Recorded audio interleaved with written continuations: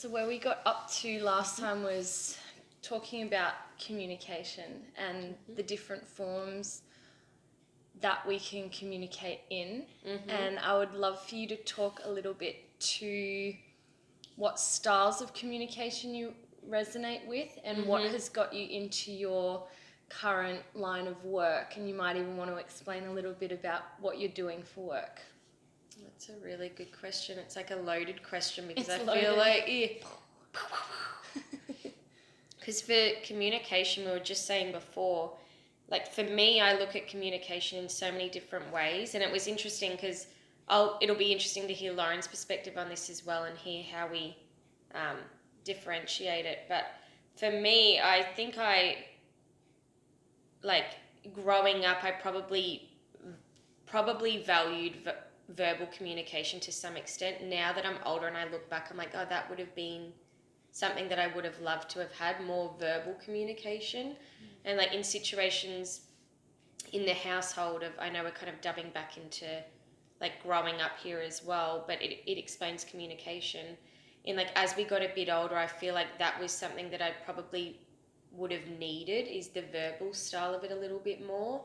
But what I did get, and what I like, where it kind of dives into work and the experiences that I've had now, are like the physical forms of communication are so valuable to me. Of like, even if that is having an experience, like going somewhere and doing something together, that is communicating with each other. Even if you're not saying anything, you can sit in a car, listen to music, and everyone's like, yeah, you know, we're feeling something here, and you're not saying something, you might not even be singing.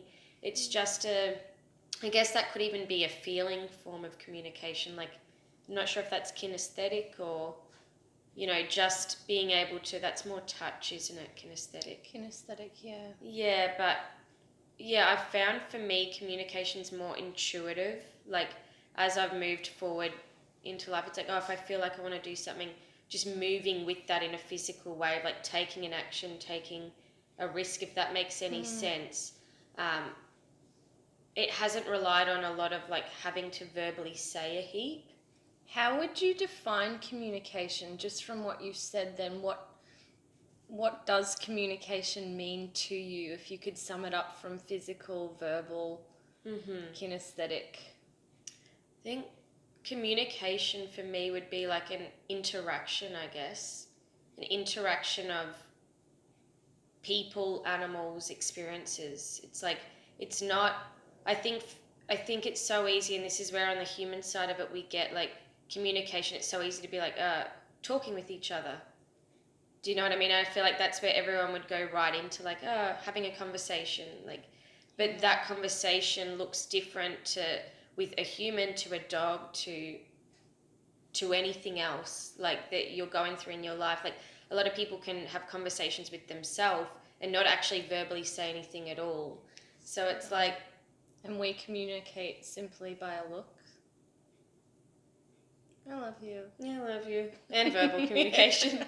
Yeah, exactly. And it's like, yeah, just thinking of that analogy of like someone thinking of like communicating with themselves. You're not verbally saying anything, you're feeling something actually is what you're doing, and you might be saying it in your head, but it's a thought and it's a feeling, and that's what you're remembering from that, not necessarily the words.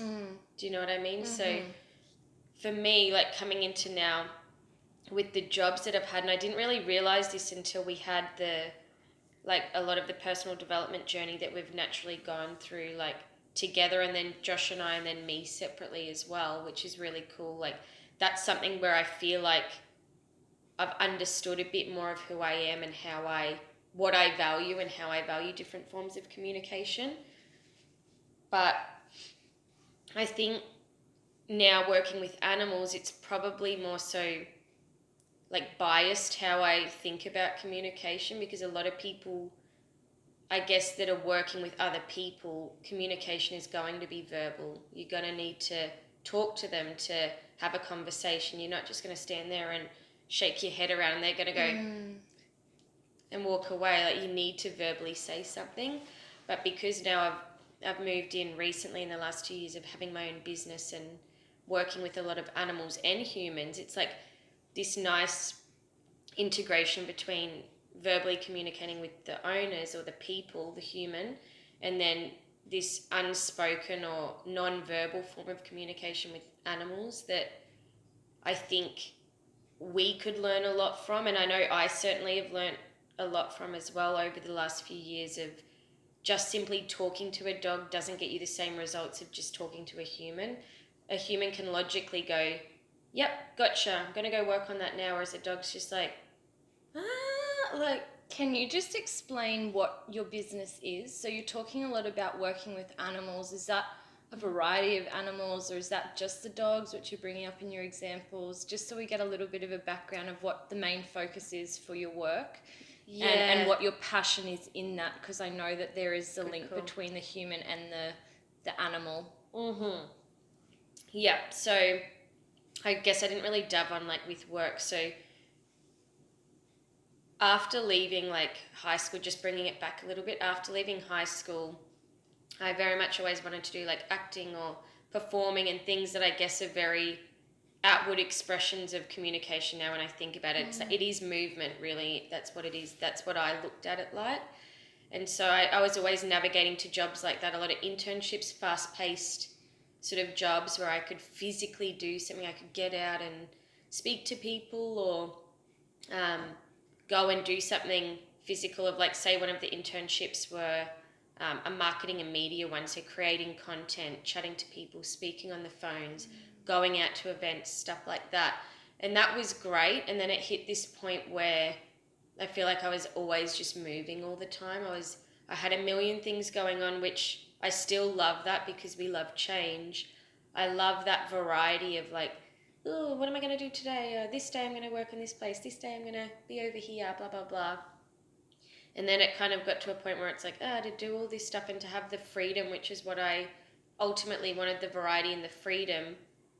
Probably going to need money to do that as well. Like, money wasn't something that was very valued in our house growing up. And I think that for probably both of us, we really clung on to the change concept of wanting that variety and wanting the interesting experiences, but not necessarily valuing maybe ourselves and the financial side that comes with that. It's like, we'll take on the experience even if we don't get paid for it. We'll go do this even if it's not for much money. And it's not all about money, but that very much I feel like dictates like the sort of positions that you get to put yourself in and the certain interactions that you can have with people, the level of communications that you can have with people. And so going through those internships, I then found myself in this, like the final internship I call it, where I ended up just working there for, I think it was like 5 or 6 years. I think it was, 5 years probably. So that was 2010, I'm pretty sure. No, that would have been way too late. I started uni then. So when I'd graduated high school. Yeah, so it was around the time when we all moved in together. So I think 2013 at the very end of that, like September. I remember it being September. Yeah. And it was right before everything kind of happened, the breakup happened, and we all moved in together, which we can chat about separately. That's a whole other can of fish. But yeah, from there I ended up working with this job and then kind of maneuvering my way around, and I really liked that because I was getting the variety within the stable confines of having security in a job and actually feeling like, oh wow, I've got something that I'm turning up for every day. I'm actually getting paid something, and it's I'm upskilling as well. I'm meeting new people. I'm physically not sitting in an office all day. I'm moving around. It hit all of these things that I realized later that they were just values for me and things that I enjoy, not just in jobs, but in relationships and in myself as well. And so I had that for about 5 years until I hit this point, which I've kind of went on a long-winded story of answering your question. It's the what is it? The meta report. The meta report, but I feel like I could say it to you, but it's not going to make sense for anyone watching it. They're like, cool. It is meta report here. I'm enjoying it, so I'm sure whoever watches this will be enjoying. You're friggin' better. You better. Say you love her. Love me. And so it worked from like that job into hitting this point, and I feel like it is important to the style of work I'm doing now, because I feel like if you just hear, I'm a dog trainer. It's like, yeah, that sounds fun. You're working with animals. It's like... But it's also where you met your dog and you had that, I'll let you tell it. I get so excited about thinking about how when things play out. when you first got a dog, because we were just talking about this the other night of we never had a dog when we were growing up, and I was just saying how proud I am of Sarah for, taking the first move, I guess, for getting a dog, and like she's just gone above and beyond, but that will funnily, in saying that, I have experiences where we have had dogs, but they've been... It is really funny to the story, and we will come back to the meta report number 2, but growing up, like the very first house we had, like we did have animals, but they were like fish and guinea pigs and mice. Like we actually had very weird animals. When you say we didn't have animals, I'm like, just rats. Like we had weird animals that they probably all sound aren't like weird rodents. Now. It's like, were they animals or were they just animals? Things you picked up off the road? Or did we not clean the basement? And it's like, well, here's poor people's way of having animals, guys. Feed them cheese and like the poor people's animals. I love them, but yeah. Well, but even now, it's like they're common animals to have. Like even then, I'm sure it was, but it didn't feel like a... I don't remember having friends that had fish and mice. Do you know what I mean? Now it's like, oh, you have like ferrets in the house and rabbits, and it's this normal thing. Probably not ferrets, but... I know with kids too, it's like, we want this, and then the parent would be thinking, well, that's 10 years of my life that I have to look after that. So I know Mum was very intelligent in knowing that we changed our mind very quickly, so probably having things like a fish and a guinea pig that didn't have the longest of lives were like a very wise choice. We overfeed and then it... But at the same time, then it like... So we had the guinea pigs, and then I remember that experience. That was one of the experiences I went through where... just in the seminar we did recently, and we'll go into that separately, that I remember seeing animals like eat the guinea pigs, like 2 dogs specifically jump the fence and eat the guinea pigs. So that was one experience that we had early on, and then another experience with animals was like Reese getting chased by a dog. Yeah, like all these experiences that we've had, I'm like, not many are positive. And then we had Max. This is when we moved out to the country and we had our own place, and we did agree to getting a dog, and I think it was through one of our aunties. Auntie Linny getting... That was Goldie though, wasn't it? Goldie. So we also had another dog called Max, who was a papillon, the little butterfly-eared dog. Remember him? Wasn't that like Aisha or like Robert's? Might have been. Narelle's litter. So like... that's exactly... Yes. I was trying to picture where... I'm like, where did we get this? Because I don't remember picking up this dog, but we had this dog and we didn't have much of a yard, and I remember like... I think it was an outdoor dog because we did have a decent sized yard, but a dog jumped the fence and snapped its neck. It's like, I know it's went dark, but it's like these experiences of thinking of the animals that we've had, particularly dogs, which I'll go into in a second. It's like they were probably situations now in hindsight that have like influenced things for me, like these little experiences of like, oh wow, we didn't grow up with like fluffy animals that lived on couches that were like in beds, although we very much loved animals. Like we were the girls that like if we saw a dog out the front of the cafe, it's like you better believe it's getting kissed and hugged and smushed, which I now don't care know if it's dangerous. Yeah, give me your snoot. Oh my god, there was a puppy at Yield yesterday. Josh and I both looked at it and we said, if we've learnt anything from Sarah, do not touch it. I walked inside. I was very sad, and I was like, head bowed. I was so proud of myself though. Like, I didn't cut it. And I know that it's like it wasn't dangerous or anything, but it was more so that there was so many other people around it, and I'm like, actually, you know what? Puppies are kind of a different kind of fish. It's like, I don't know, it's like you take them places to get them used to that, but it's still, it's good that it gives you that little thought process of like, because we used to have no filter. It was like, I would run up. I clearly would like go right up. And that's not the end of the world. There might be people that still do that. It's not a bad thing. It's not like you're hated if you do it. Yeah. But it's like you just don't know what the owner more so. It could be like, oh, here we go again. Like, let's see how this goes. Or they might not know how their dog responds in that situation. But before this cuts out, if I'm worried if this does cut out and it just is like me ranting and meta reporting about the dogs we've had. Okay, we'll wrap it up for a second, and do another little take of it. That's a good idea.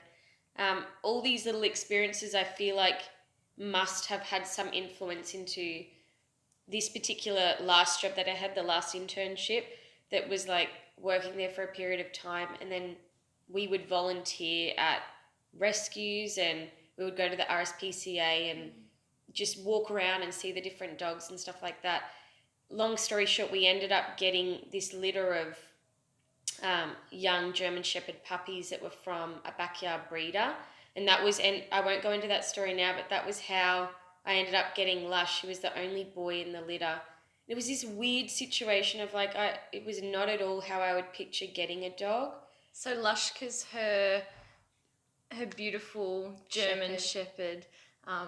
Yeah. We'll have to get a shot of him up in here. He probably would lay all over this couch. He would, a big sphinx. Big sphinx.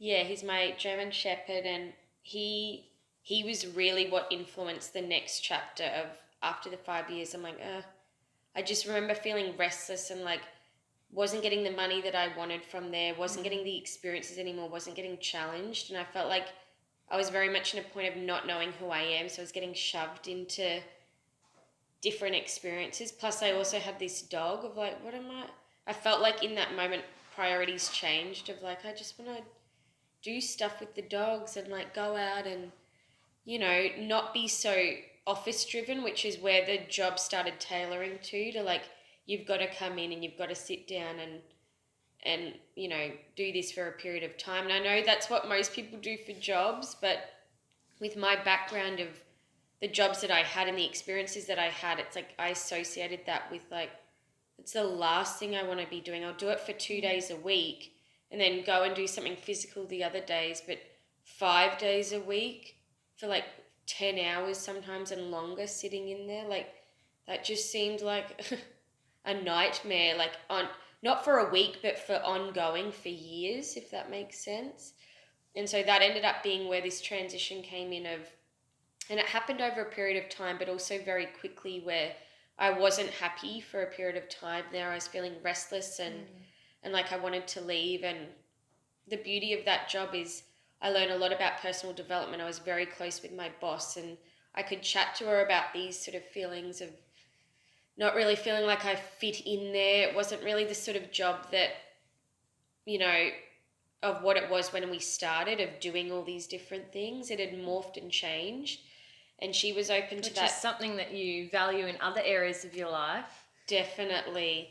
And then it was starting to move into like, no, this is now more a corporate job of like, we're not 9 to 5 in office and it's like everything that you don't want. Yeah, and like I liked that they gave me different experiences and like, okay, you're gonna build a website. Okay, don't know how to do it. You're gonna figure it out.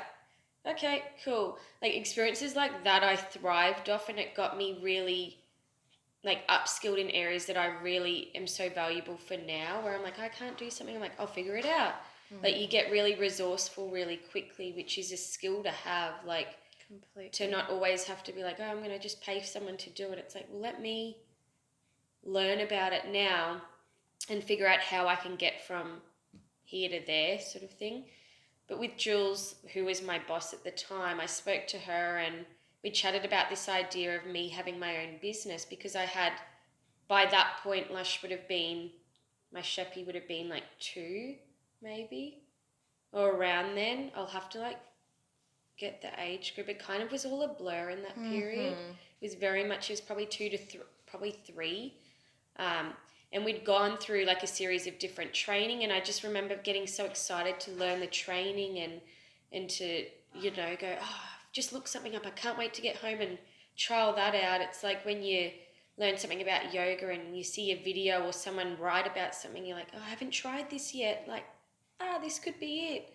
And so that was sort of the thing for me of, you know, I was at work, but I wasn't at work. I was like looking at other things that I could be doing for when I get home. And I remember you then. It was like you were so excited to learn about to get home to do more of your stuff. And like in this next part of the chat, we'll go into who you've become and moving forward with that as well, how this previous job has really served you and set you up 100%. for the journey that lies ahead that is huge.